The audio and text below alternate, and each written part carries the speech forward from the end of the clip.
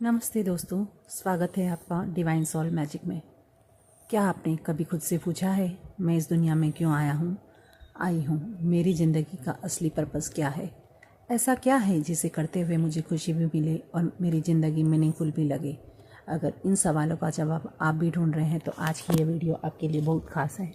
आज हम एक बात करेंगे बेहद खूबसूरत किताब की इकिगाई, द जापानी secret to a long and happy life, जिसे Hector Garcia and Francesc Miralles ने लिखा है। इकिगाई एक जापानीज कंसेप्ट है जिसका आसान अर्थ है जीने की वजह, the reason to get up every morning. तो चलिए समझते हैं इकिगाई हमें ज़िंदगी को ज़्यादा खुश, शांत और मीनिंगफुल तरीके से जीना कैसे सिखाती है। इकिगाई आखिर क्या है? हम में से बहुत से लोग सक्सेस को केवल पैसे, बड़े घर, अच्छी नौकरी या अचीवमेंट से जोड़ते हैं, लेकिन इकिगाई हमें एक अलग सवाल पूछना सिखाता है। ऐसा क्या है जिसे करके मुझे अंदर से खुशी मिलती है और मेरी ज़िंदगी का अर्थ महसूस होता है? आपका इकिगाई बहुत बड़ा या एक्स्ट्रा ऑर्डिनरी होना ज़रूरी नहीं है। किसी का इकिगाई अपने परिवार की देखभाल करना हो सकता है, किसी को बच्चों को पढ़ाना, किसी का बिजनेस करना, किसी का आर्ट, म्यूज़िक या राइटिंग करना और किसी का लोगों की मदद करना। यानी आपका इकिगाई वही हो सकता है जो आपको हर दिन उठने के लिए एक पॉजिटिव वजह देता है। इकिगाई के 4 सवाल हैं। आपने इकिगाई को समझने के लिए 4 महत्वपूर्ण सवाल खुद से पूछिए। पहला सवाल, आपको क्या करना पसंद है? जिस काम को करते हुए आपको समय का पता नहीं चलता, जिस काम में आपको जेन्युइन खुशी मिलती है, उस पर ध्यान दीजिए। दूसरा सवाल, आप किस काम में अच्छे हैं? आपकी नेचुरल स्किल्स क्या है? Communication, teaching, creativity, leadership, writing, problem solving. तीसरा सवाल, दुनिया को आपसे क्या चाहिए? आप अपनी स्किल से दूसरों के जीवन में क्या वैल्यू ऐड कर सकते हैं? चौथा सवाल, ऐसा क्या है जिसको आपको रिवार्ड या इनकम मिल सकती है? जब पैशन, टैलेंट, कंट्रीब्यूशन और लाइवलीहुड एक दूसरे से जुड़ने लगते हैं, तब आपका इकिगाई धीरे धीरे सामने आने लगता है। जिंदगी का मतलब सिर्फ काम नहीं है। इकिगाई का एक महत्वपूर्ण लेसन है, आपका पर्पस सिर्फ आपकी जॉब नहीं है। कई बार हम सोचते हैं जब मुझे ड्रीम जॉब मिलेगी तब मैं खुश रहूँगा, लेकिन हैप्पीनेस को लेवल फ्यूचर अचीवमेंट से जोड़ना हमें प्रेजेंट मोमेंट से दूर कर देता है। आपका पर्पस आपके रिलेशनशिप में भी हो सकता है, आपकी क्रिएटिविटी में भी, आपकी हॉबीज़ में भी, दूसरों की मदद करने में भी।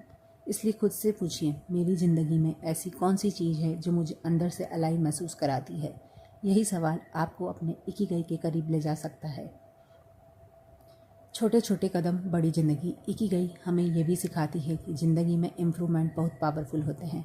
आपको ओवरनाइट पूरी ज़िंदगी बदलने की ज़रूरत नहीं है।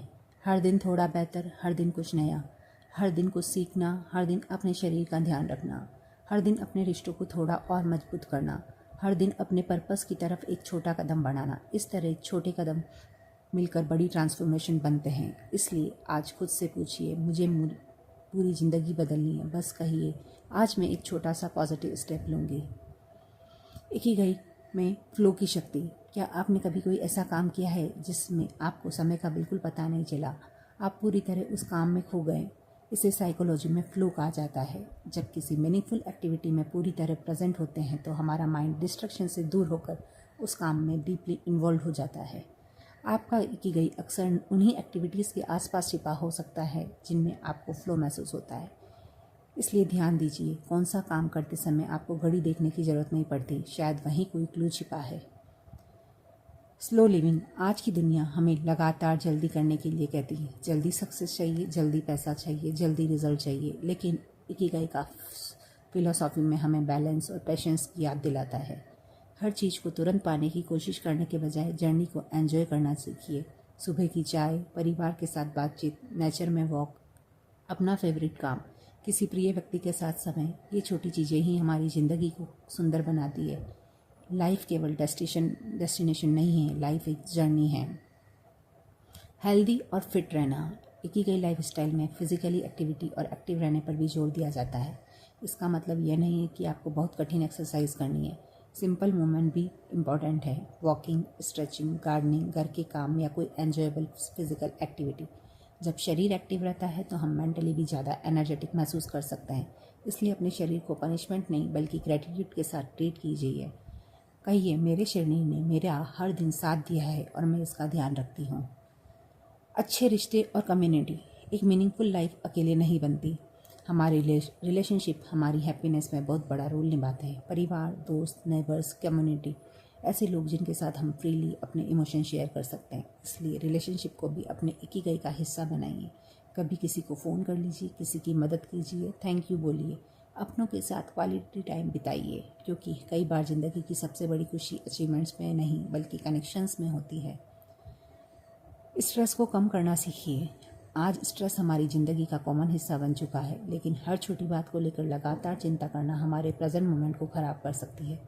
इकिगाई हमें प्रेजेंट में लौटना सिखाती है। जो आपके कंट्रोल में है उस पर ध्यान दीजिए, जो आपके कंट्रोल पे नहीं है उसे धीरे धीरे छोड़ना सीखिए। हर दिन कुछ समय फ़ोन से दूर, कुछ समय साइलेंस में, कुछ समय नेचर के साथ, कुछ समय अपने थॉट्स के साथ। आप पाएंगे कि मन धीरे धीरे शांत होने लगता है। सबसे इम्पोर्टेंट, तुलना करना छोड़िए। सोशल मीडिया की दुनिया में कंपैरिजन बहुत आसान है। किसी की सक्सेस को देखकर लगता है मुझे इससे आगे है, किसी की लाइफस्टाइल को देखकर लगता है मेरी ज़िंदगी इतनी अच्छी क्यों नहीं। लेकिन हर व्यक्ति की जर्नी अलग है। आपका इकिगाई किसी और की ज़िंदगी कॉपी करके नहीं मिलेगा। आपको अपनी जर्नी समझनी होगी, आपकी स्ट्रेंथ पहचाननी होगी, अपनी खुशी समझनी होगी और अपनी ज़िंदगी के लिए अपना रास्ता बनाना होगा। आपकी जर्नी आपकी है। अब है प्रैक्टिकल एक्सरसाइज, कैसे अपनी इकिगाई खोजें। अब मैं आपको एक छोटी सी एक्सरसाइज बताती हूँ। एक नोटबुक लीजिए और 4 हेडिंग्स लिखिए। मुझे क्या करना पसंद है, कम से कम 10 चीज़ें होनी चाहिए। मैं किस चीज़ में अच्छी हूँ, अपनी स्किल्स लिखिए। मैं दुनिया के लिए क्या कंट्रीब्यूट कर सकती हूँ। सोचिए कि आपकी स्किल्स दूसरों को कैसे फ़ायदा मिल सकता है। मैं इससे सस्टेनेबल इनकम कैसे बना सकती हूँ। अब इन चारों लिस्ट को कंपेयर कीजिए।